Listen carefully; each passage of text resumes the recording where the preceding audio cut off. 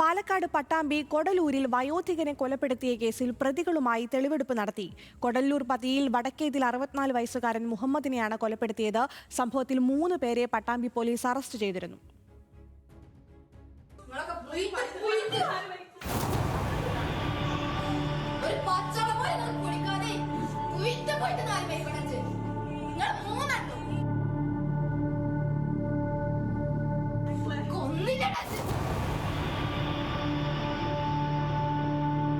ഇക്കഴിഞ്ഞ മെയ് 3-നാണ് പട്ടാമ്പി കൊടലൂർ പതിയിൽ വടക്കേതിൽ 64 വയസ്സുള്ള മുഹമ്മദിനെ വീടിനുള്ളിൽ മരിച്ചു കിടക്കുന്നത് കണ്ടത്.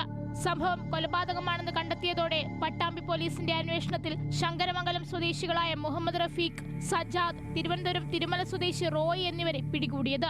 ഇൻസ്റ്റഗ്രാമിൽ കമന്റ് ഇട്ടതുമായി ബന്ധപ്പെട്ട തർക്കമാണ് കൊലപാതകത്തിൽ കലാശിച്ചത്.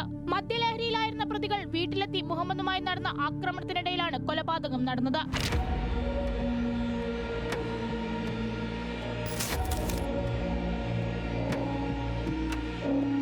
കസ്റ്റഡിയിൽ വിട്ടുകിട്ടിയ പ്രതികളുമായി പട്ടാമ്പി പോലീസ് തെളിവെടുപ്പ് നടത്തി. 2 ദിവസത്തേക്കാണ് കസ്റ്റഡിയിൽ വിട്ടത്. മെയ് 3 ശനിയാഴ്ച രാത്രി ഇവർ 3 പേരും മുഹമ്മദിനെ അന്വേഷിച്ച് സമീപത്തെ വീടുകളിലെത്തിയിരുന്നു. സമീപവാസികളുടെ മൊഴിയുടെയും CCTV ദൃശ്യങ്ങളുടെയും അടിസ്ഥാനത്തിൽ നടത്തിയ പരിശോധനയിലാണ് മണിക്കൂറുകൾക്കുള്ളിൽ പ്രതികൾ പിടിയിലായത്. മുഹമ്മദിന്റെ തലയുടെ പുറകിലേറ്റ മുറിവാണ് മരണകാരണം. വീട്ടിലെത്തിയ പ്രതികളും മുഹമ്മദും തമ്മിൽ വാക്കുതർക്കവും സംഘർഷവും ഉണ്ടായതായും വിവരം. ഇളയ മകന്റെ വീട്ടിലാണ് മുഹമ്മദ് താമസിക്കുന്നത്. മറ്റുള്ളവർ വിരുന്നുപോയ സമയത്താണ് പ്രതികൾ വീട്ടിലെത്തുകയും മുഹമ്മദിനെ കൊലപ്പെടുത്തുകയും ചെയ്തത്. കൂടുതൽ വിവരങ്ങൾ ശേഖരിച്ച ശേഷം പ്രതികളെ നാളെ കോടതിയിൽ ഹാജരാക്കും.